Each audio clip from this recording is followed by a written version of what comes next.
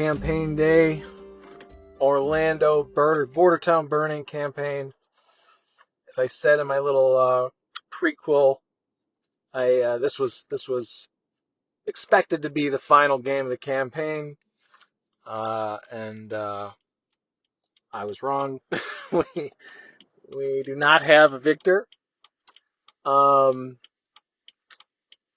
had it was a 4-way multiplayer game. Carlos with the Sisters of Sigmar, Mike with the Troll Slayer or Dwarf Slayer Warband, and then of course me and Vivian, and then Ruben with his Chaos Marauders. In the very beginning, we kind of had a powwow to go over the rules and how we expected things to work, and when Ruben and I had talked about how we're going to do this combat when someone goes out of action and gets an injury, what do we do afterwards?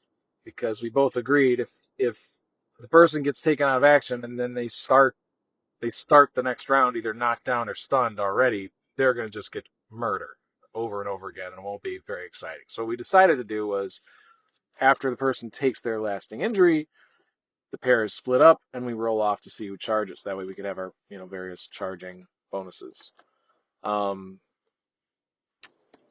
Unfortunately, I was not aware of Wulfrik's stats, skills, equipment, any of that.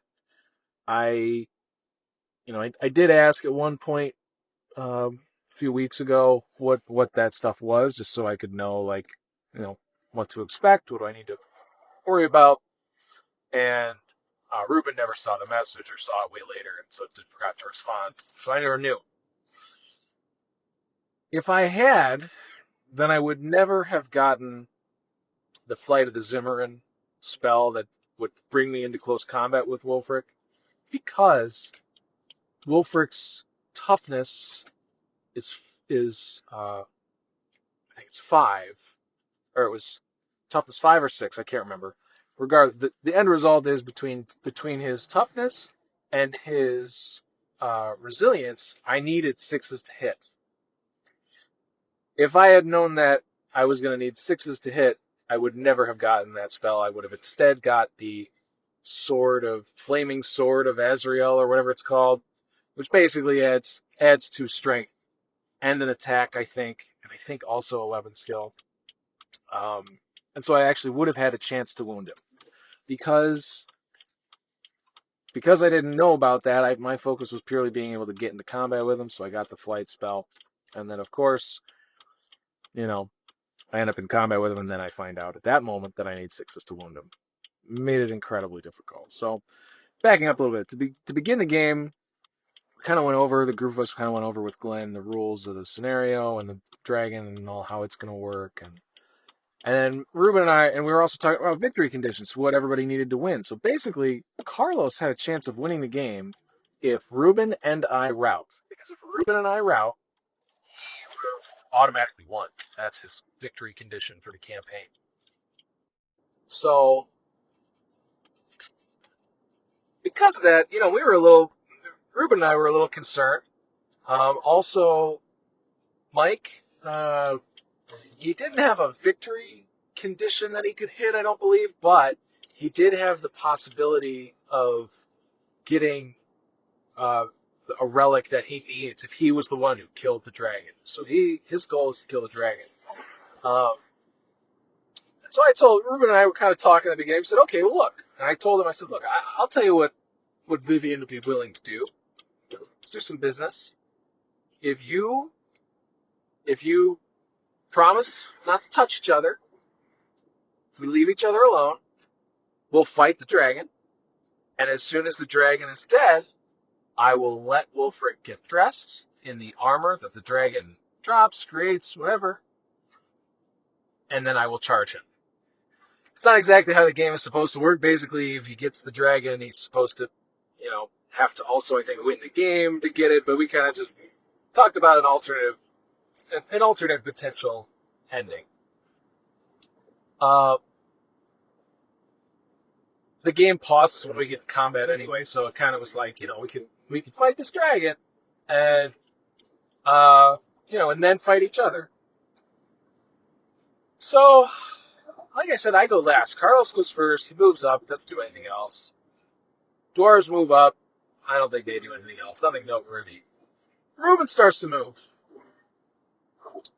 Ruben moves his ogre bodyguard, a couple of his marauders, one of his dogs, and two other models that I don't know if I think one of them was a regular, I think they were probably both regular marauders, but one of them was bigger and on a bigger base, so maybe it was a hero. I don't know. He moved those models all right next to half of my squad. And so that was a threat. I even said, I said, whoa, what are you doing? Thought we had an agreement. We don't mess with each other. We just kill this dragon. And he's like, well, that was before the game. This is during the game, and I go, oh, okay. That's how it is. I was going to do it. And so because he moved his guys danger close to, well within charge range, right on top of me, basically.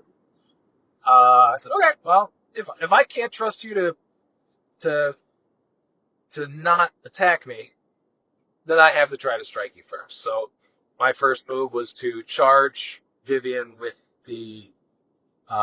charge Vivian into the dragon, and then I immediately used her flight spell.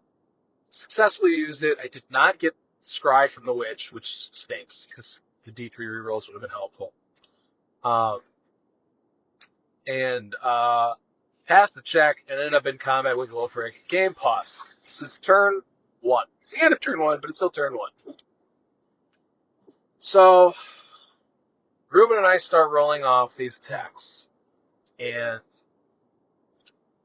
it is immediately clear that this is going to take a lot longer than we expect. First and foremost, because that is the moment where I found out that I needed 6s to wound him. So, yeah, that's a problem. Because even though I have 3 attacks, I was hoping to just use my shield and not use an extra weapon to get, more attacks. But I was assuming I would need some armor to protect myself. This Wulfrik's dangerous in combat too. So we end up rolling off back and forth, and occasionally I'd get knocked down occasionally. The other thing is Ruben rolled lights out with all of his out of action rolls, and the only thing that I was rolling well, and technically not well, but still just keeping me in the game, was my lasting injuries. I took a lot of lasting injuries, including a multiple injuries result with 6 injuries. And I still didn't lose anything important, except eventually I did get another hand injury, so I basically had weapon skill 4 by the end of the fight. But, I mean, I think it took us 2 hours. And I don't mean 2 hours like a long time. I mean 2 hours, 120 minutes. It took us at least that long, if not longer. And I think it did take longer because I think I looked at 2 hours. It still feels like we went much longer than that. It was the longest, and it was just me and him, two guys fighting close combat over and over and over again, and occasionally getting out of action rolls and getting lasting injuries on each other. But one of the cool aspects too was that I have a sword breaker on Vivian, and I was able to break his sword, and then I was able to break his backup sword, and then I was able to break his dagger. So at the end of it, he had a scorpion tail, which it has poison, so it's strength 5, unless it's against undead, where it's strength 2. So he had an attack that was strength 2, and then he had basically 3 attacks that were strength -1 and AP +2, because he was using his bare fists.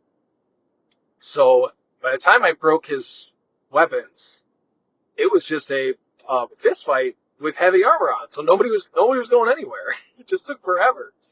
And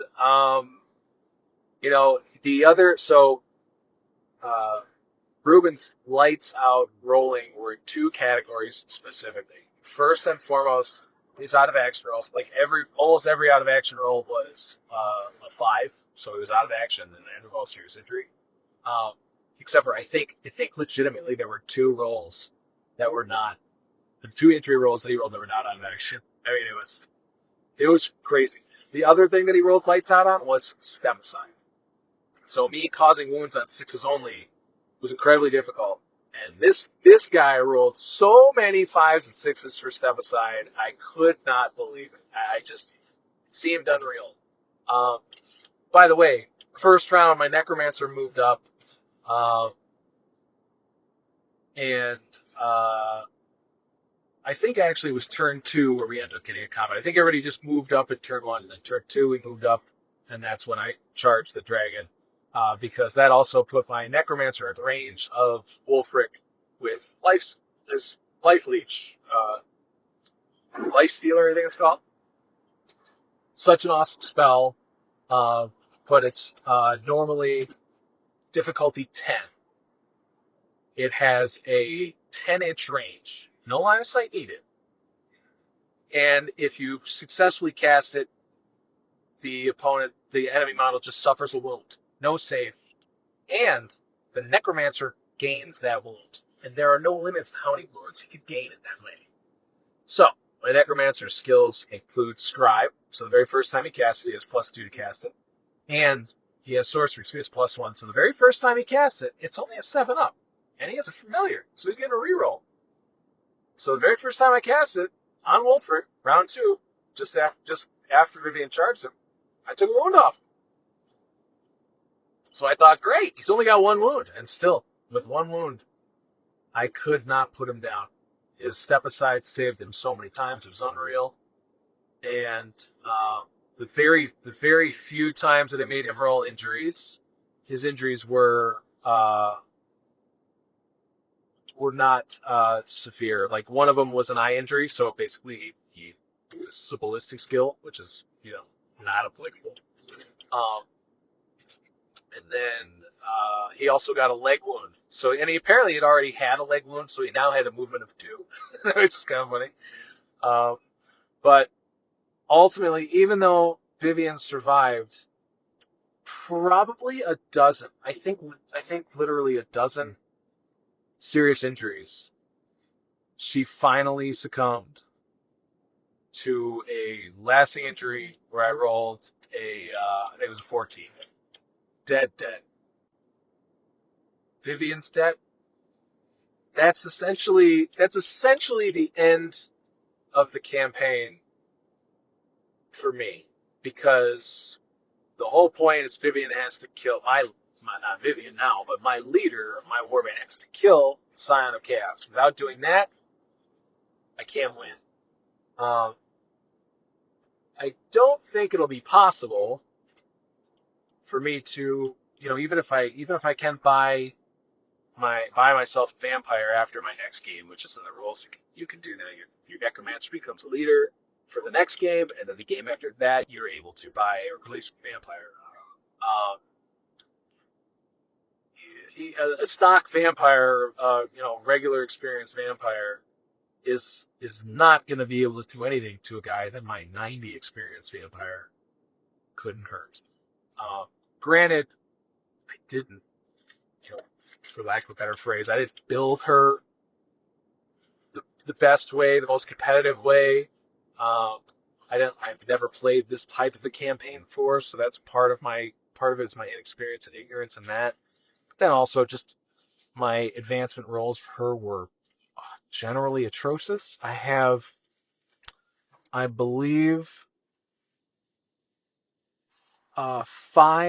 2 advancements in leadership for her and 3 in initiative. Normally initiative is great on a close combat character, obviously, but in Mordheim, but when your Vampire starts out with initiative, I think it's 5 or 6, you do not need 3 advancements in it. That's unnecessary. That is a waste. And then on top of that, I got skills that don't actually do anything. I complained about that earlier.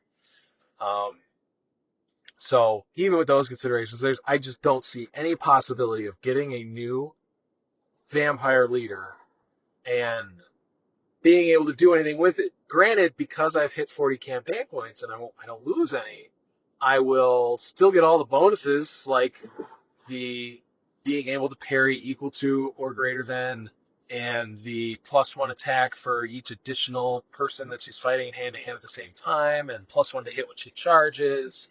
You know, great.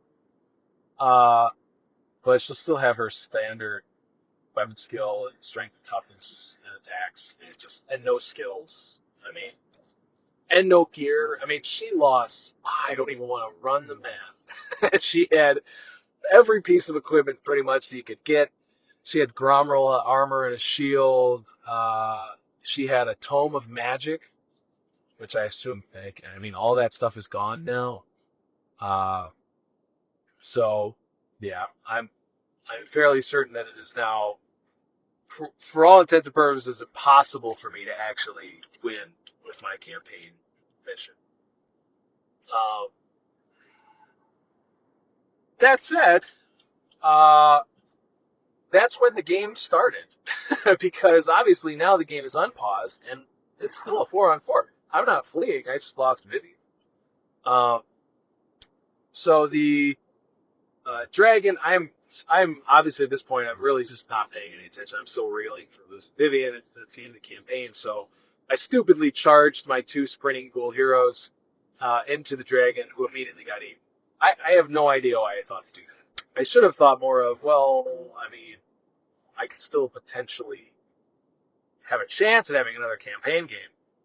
Oh, I mean, even if I don't, I obviously need to get revenge for Vivian. So we obviously have to focus down and do whatever damage we can to Wulfrik's warband. And if we can't kill him, that's obviously the goal. And I still had my drag with the Sword of Damnation. I mean, that's still a big mission. So now that became Wulfrik's Reuben's focus. What's funny though is he had a condemned guy at the top of this precipice, and he could see Trillian, the guy with this broadsword of the dam, in the backfield. And he was positioned in such a way, I had no idea that he had sprint and leap, but he did. So this condemned was super fast. All he had to do was climb up a wall, jump a small gap, a 3-inch gap, and then he could easily sprint and get into the backfield and get to Trillian. I had set up a whole bunch of guys in front of him to intercept charges, totally expecting him to be obviously a main target. But the fact that I didn't account for that being able to leap, I don't know. I just didn't think about it. So Reuben had 2 choices. Obviously, he could take an initiative check to jump the gap, or he could use his leap. So he decided to leap. He fell short. Rolled 1. So he only left 1 inch, and he fell. And so as soon as the condemned has to use their stats, that's when you roll for them. So he rolled his toughness to see how much he would take damage from fall. He rolled toughness 2. He ended up rolling a 6 for the number of hits. Now, I think towards the end, like halfway through the game, when I say the game, I mean actual game, not just the one-on-one fight, he said that he had rolled six hits at strength. I think it was strength 5, because that's how it was 5 inches. It was a little over 5-inch fall, so strength 5. He rolled 6. He thought it was a D6 hits, not D3 hits. But at that point, it was too late. I mean, we had all moved to different areas, and I mean, it would have obviously changed the entire game, potentially. But you know, I also don't know if he would have died anyway, because he fell from that height. He had toughness 2, and even 3 strength 5 hits with toughness 2 could have easily done him in.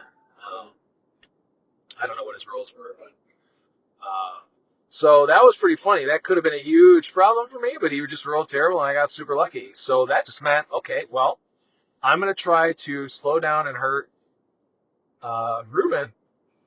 Well, really, Wulfrik, trying to kill Wulfrik, still with my Necromancer, trying to cast that spell more, and use my ghouls to tie up the chaos pawn and to try to hold Reuben back. While I'm doing this, the dwarf slayers are annihilating the dragon. So the first time he's charged, the dragon charges two of them. Glenn just rolls like nothing but sixes, and he actually kills two of the slayers like right away. But after a few turns, the slayers were able to ultimately kill the dragon. So he got the scales from that. Now I am attacking Ruben with everything I've got. I get my ogre bodyguard upstairs to kill his witch. My zombie Brains, who's my favorite zombie, he always gets actual out of actions. I don't know how he does it, but he always does. Sure enough, he took a charge and he took a guy out of action. He ultimately took helped take two marauders out of action. The ghouls basically just tied up the ogre bodyguard, or the chaos spawn. My ogre bodyguard jumped the gap. I had to use scry on my witch, which by the way only worked I think 3 times this entire game out of like I don't know 10 turns maybe. It legitimately only worked I think 3 times, and one of them was I got 2 rerolls on my ogre bodyguard. I needed 1 for the jump because I would have failed it the first time, passed it the second time, and then he charged. He did that to charge Wulfrik. Wulfrik knocked him down, and I needed to re-roll the initiative check there, otherwise it would have fallen into the spawn and probably been killed along with those ghouls. And then, what happened after that? I think, at this point, Ruben had some serious losses. He was starting to get some fire from the dwarfs, and they took a few of his out of action. I took a few of his out of action, and ultimately he had to start taking route tests. And he failed! He failed the route check! So we went from having a really strong chance of winning the game to routing, which was hilarious. So now, I only have... How many did I have left? I think I only had like 6 guys left. Five or 6 guys left. One of them being a zombie, basically useless. One being my necromancer. At this point, my necromancer has used lifesteal so many times that he has like fools. He's insane. And my Dark Elf Assassin had been doing work with the repeater crossbow. He had actually been taking guys out of action and stunning some. It was pretty cool. I did get diving charged. My necromancer got diving charged at one point by one of Ruben's marauders, and he survived. He survived the fight, and the assassin charged and stomped out the marauder. So now it's me against both the dwarves and the Sisters of Sigmar. Obviously, they're allies. They are not attacking each other. They're not interested. I don't think they can. So I don't think there's any chance of winning. Obviously, but if I route before Carlos wins the campaign. So my whole thought and focus was, okay, all I need to do is try to get him to lose enough guys to route. And Carlos at this point had not lost anything. So this is when I started bringing Trillian, the drag with the broadsword of damnation into the fray. Obviously, I have no chance of winning campaign. I don't really care if Carlos or the dwarves get the chaos artifact. As long as Ruben doesn't get it, he can't win. And they don't win by getting it. So I figured, okay, let's put him in there. Let's get him to work. So he charges in. One of the ghouls charges in. I have my merchant charging in because, again, I know this is an all or nothing game. If I route before them, the campaign is over. If I route before Carlos, the campaign is over. So I throw everything I have at Carlos. I end up taking him down with Trillian, and I think the Dark Elf Assassin are the only 2 that get the kills, and they get enough kills to make him have to take a route check. And he fails. It's like, what? Holy cow! So the Sisters of Sigmar suddenly are just gone. Now at this point, they have killed Trillian.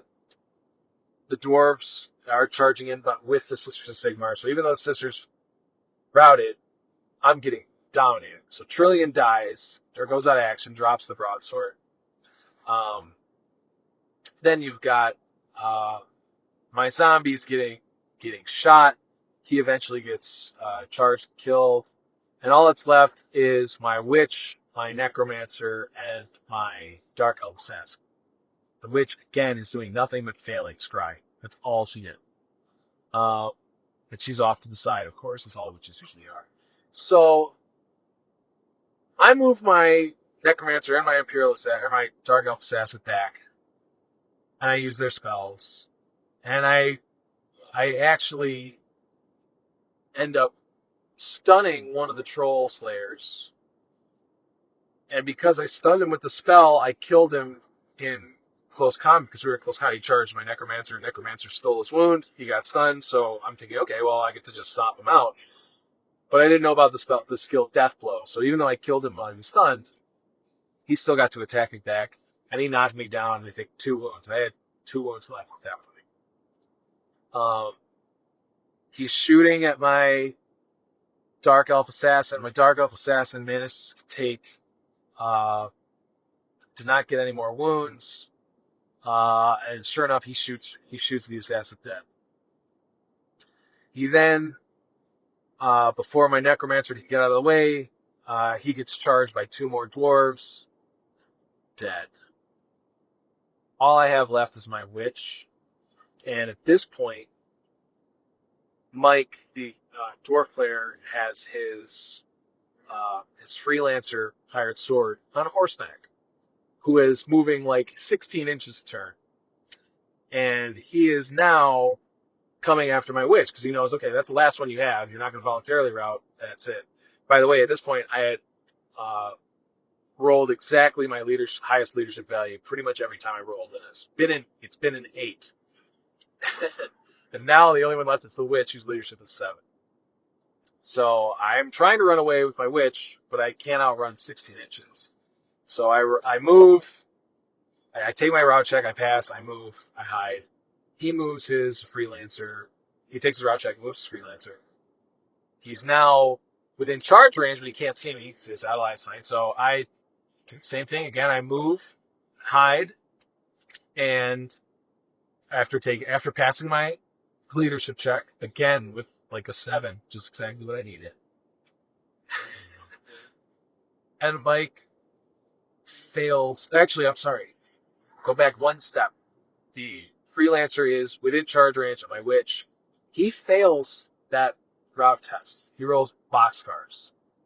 But he hadn't used his rabbit's foot yet. So he uses rabbit foot, he re-rolls, he passes. Then I move again and hide.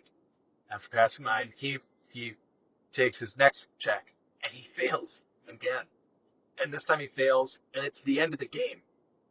So even though Vivian died round 2, and I lost everybody in my warband except for my witch, even though I only had a leadership 8 for like 6 turns taking route checks, I still ended up surviving and winning the game.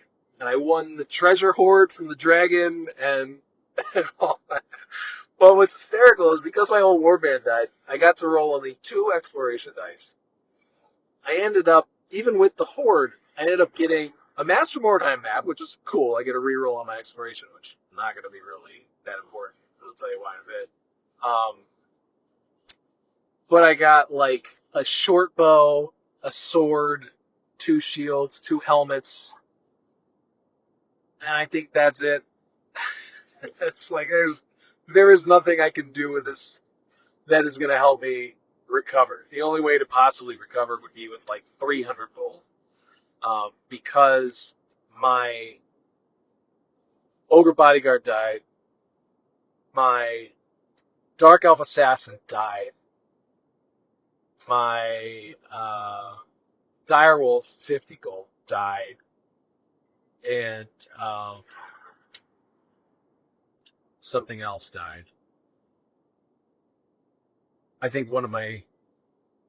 Oh, I think two of my cool henchmen, I think, died. So yeah, my warband is devastated. I'm down to 10 members. And I don't really see a way of winning, obviously. I'm more concerned with still having play viability. Like, I don't want just the fact that I can't win the campaign. I don't want that to mean I don't play in it. You know, like, I still want to play in a campaign even if I'm not going to win. Obviously, that's, be crazy otherwise, because only one person can ultimately win. And if everybody had that mentality, then nobody would play. So I want to see if there's a way that I can still play, at least, without it being, not fun. Because ultimately, it's not going to be a lot of fun if I don't have anybody left that can fight. I think only losing, as far as heroes go, only losing Vivian is not, is bad from a campaign perspective, but at least I should still, maybe I can manage to play another game and not lose, which would mean, I could try to get my full exploration at that point, maybe get enough gold for a new vampire. And at least the vampire, I can play. I mean, I can't obviously beat Ruben or beat any of the guys that have, decent warbands, but, there's a few players that are, their warbands have been getting stock kicked out of them, and it's Wartime. You're going to have warbands that are, woefully behind. So, I could still have fun, at least in a game, if it's a reasonable matchup. I know Maverick has taken just brutal beating after brutal beating. I know. There's a guy playing Pirates. He's been there a few games. I don't think so. I don't know if he's still playing, but yeah, I know he had lost a decent number of games. Actually, no. You know what? I think they were doing just fine last time I saw them. I don't know where he's at. But obviously, it can't play Carlos, because if he makes, now all he has to do to win the campaign is make me route. And at this point, that's not a difficult thing to do. So certainly don't want to face him. At least for one game. I at least want to have a vampire before we face him. Because a regular vampire would be fun. So yeah, that's where the campaign stands. My time in the campaign is essentially, I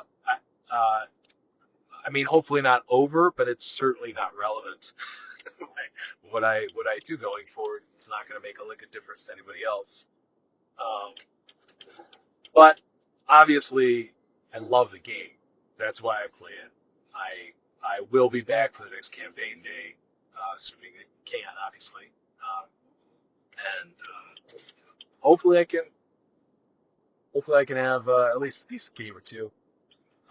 Even if my campaign game is, even if my campaign is over, I can still get some games in. I'm sure guys play some skirmishes or whatever. But yeah, I mean, awesome campaign. This is my first really, really well done campaign as a participant. I mean, I ran a campaign of my own. Man, that was a lot of fun, but obviously it's different when you're running it than when you're, like an actual participant.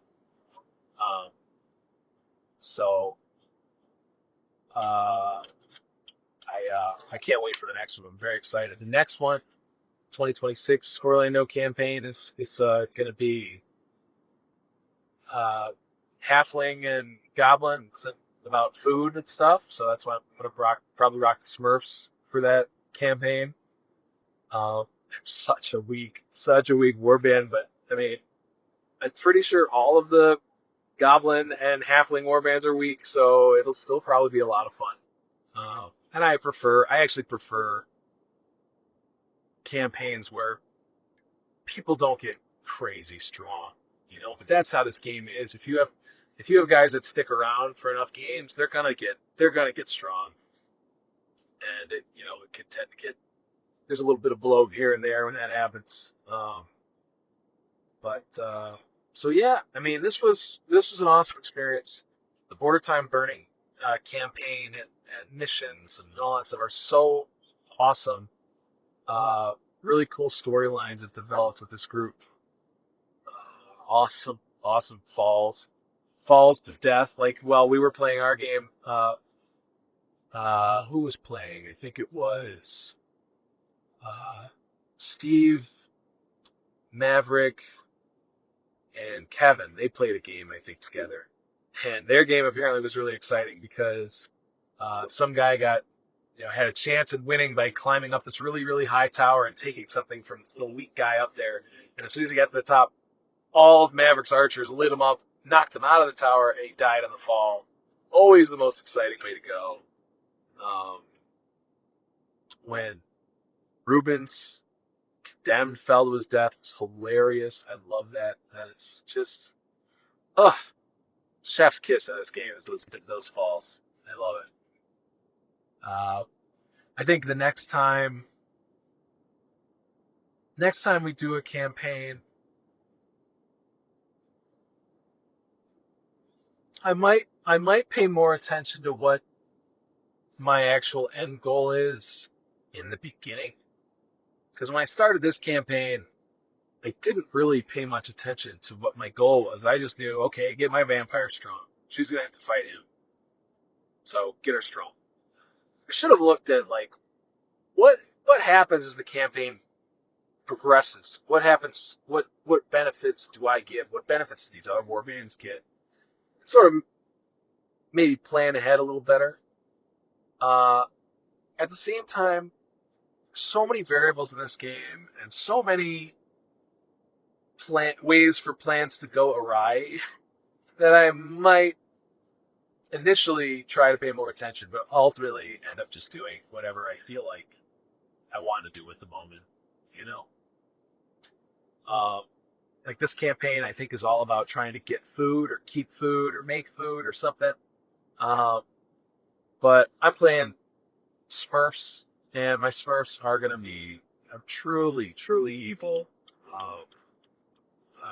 sadistic monsters, and I'm gonna play them that way.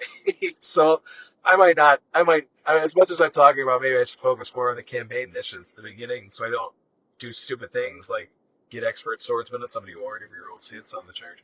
But I know me. You know me. You know I know me. I'm not gonna do that. But at least I'll think about it at some point. Maybe. Right. Anything else? I don't think there really is anything else to talk about at this particular campaign. I got, some decent levels. I got a few advancements here or there for my heroes that did survive. I don't know. I think my witch actually got a skill, so I don't know what I'm going to do with that. But it's disheartening when you feel like you're now in the position where you don't have relevance in a campaign, but that isn't too hard of a pill to swallow, as long as you can still participate and have fun in a game. So that's my struggles. I want to make sure that I at least still can play a game and not just, basically not even be a blip on the opponent's radar. Part of that is going to go with, it's going to depend on matchmaking, but I don't even know. I don't know what I could do with 67 gold at this point. I may end up just getting some zombies and having a shambling horde and move forward and hope.